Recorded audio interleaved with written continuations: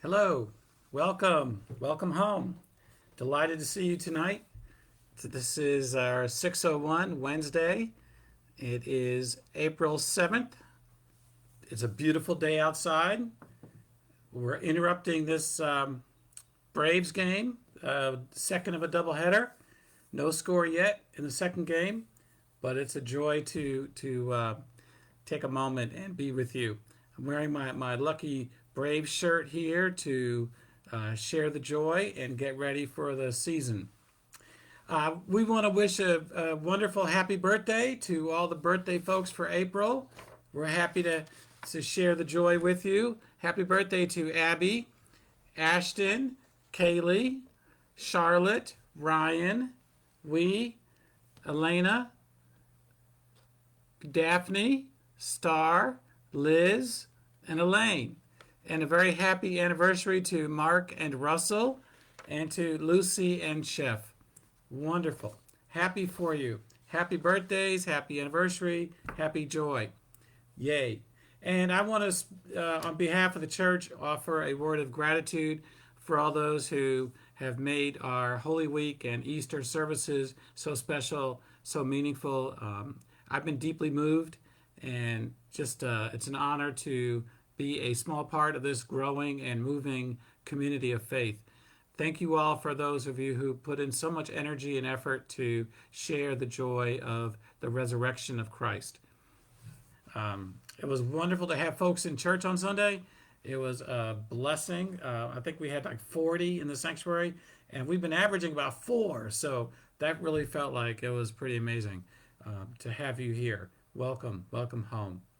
And for those of you who are online and participating from a distance, keep coming in, keep checking in, and keep sharing the hope and the peace and love of Christ with each other.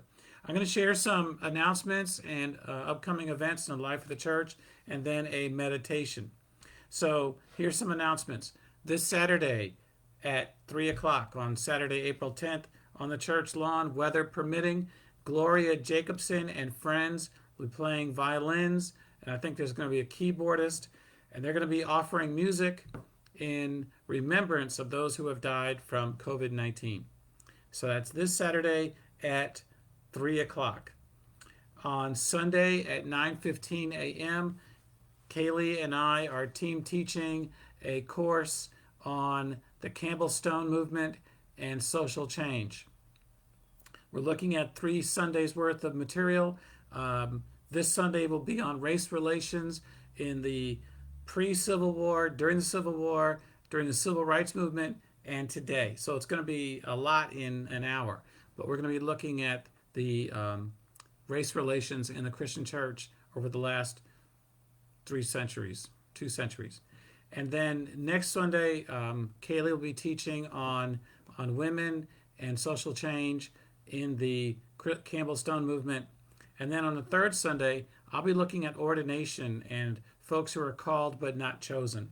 And so we'll be exploring some difficult subjects, but in a brave and honest way, as we explore the Christian church, disciples of Christ. And then in May, Phil Foster will start teaching a course on the Rule of Benedict. Here's the book. We're going to have a bunch of these copies on Sunday, so y'all sign up, and that will start in May. It's a spirituality for the 21st century, and that'll be a wonderful course. On this Sunday at 1 o'clock, we're offering a free Zoom webinar through the Alzheimer's Association, which will be discussing ways to be a caregiver for those with Alzheimer's, and also to be looking for signs for yourself and looking for signs in each other, and how to be caregiving, loving, compassionate people for those in our community who are wrestling with dementia and other aspects of memory loss. So that's this Sunday at 1 o'clock. The Zoom has gone out in our e-newsletter, so that's available for one and all. And if you don't get that Zoom and you want to have access to the webinar, just let us know. This month, we're going to be making a short 7 to 10 minute video, which will be shared with our region of Georgia and maybe with the wider church. and it's going to be on our experiences of being an open and affirming congregation. It's been an amazing journey. We've only just begun. I sound like the Carpenters. But I want to hear your stories of this is my experience of what it means to be a part of an open and affirming congregation. And we're going to be videotaping, folks. You can do it at home. You can do it on your own. You can record on your phone and let us know. But do let me know if you want to participate in this so we can include you in the action. This will be good. Okay, let's get to our meditation. All right.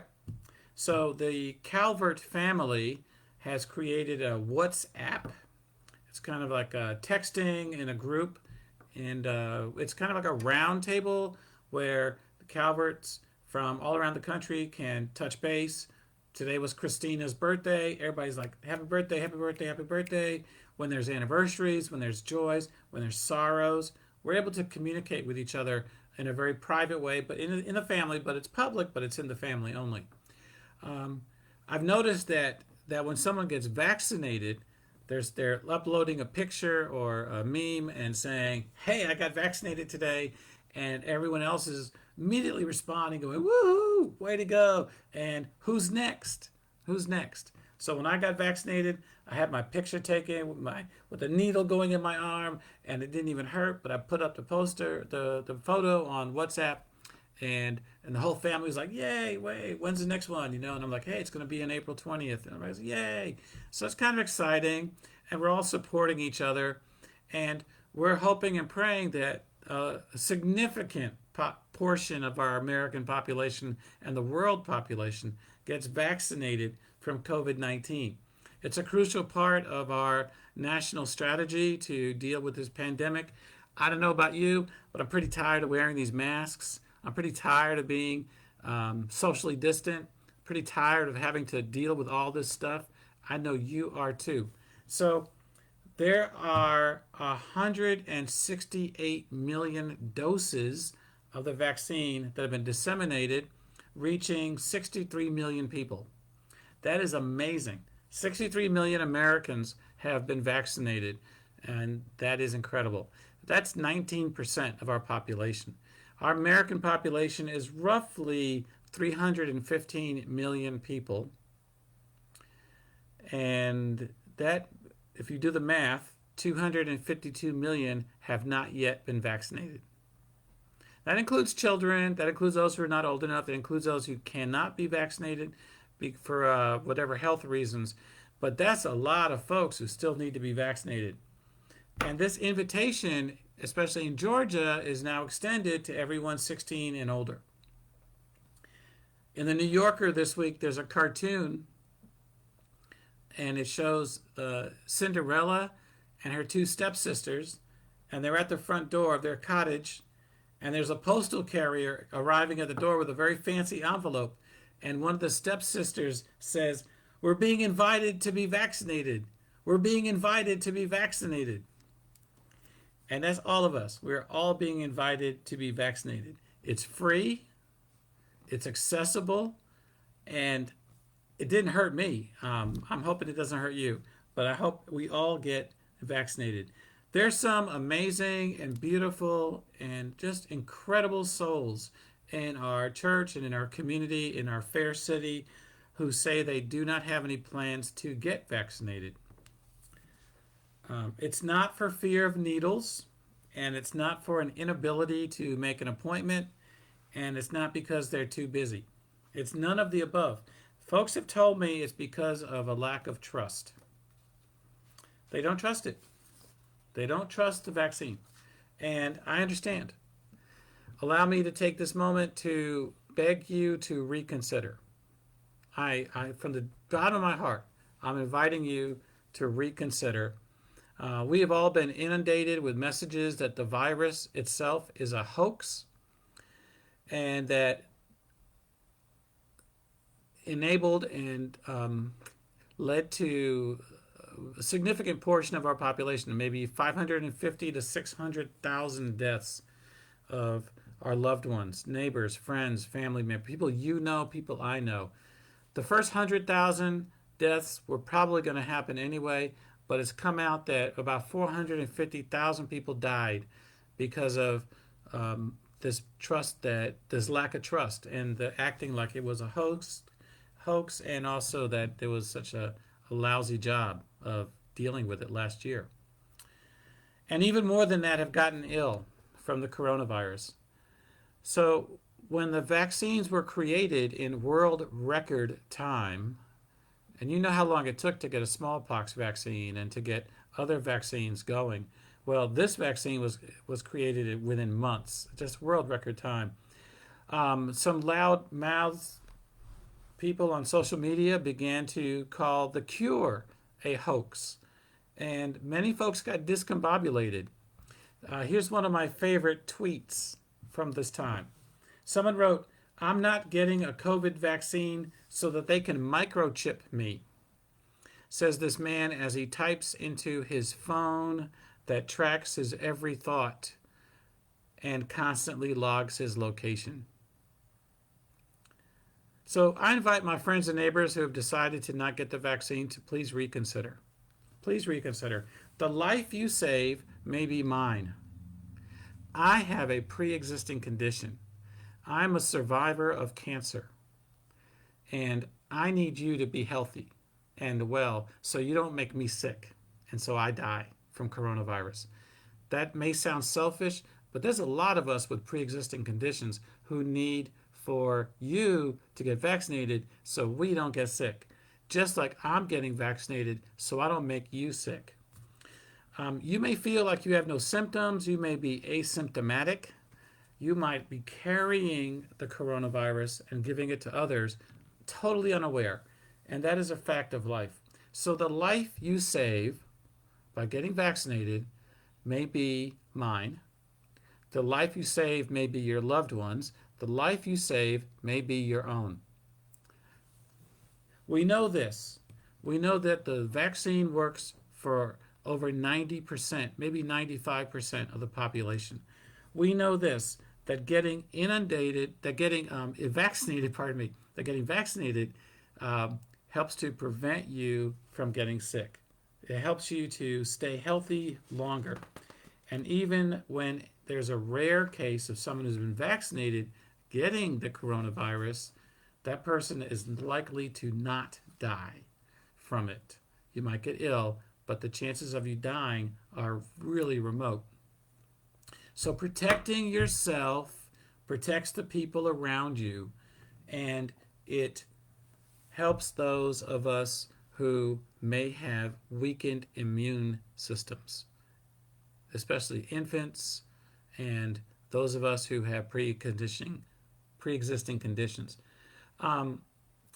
It may be possible that a vaccinated person can still carry the virus and infect others, even if that person does not appear to be sick. So we don't know everything, but we know enough that this is something that's why we need to continue to get vaccinated. I'm going to continue to wear a mask, and I hope you do too. I'm going to continue to stay socially distant. I'm not shaking hands or hugging folks, even though I really would like to. And we're just kind of trying to wash our hands and stay as healthy as we can in these challenging times.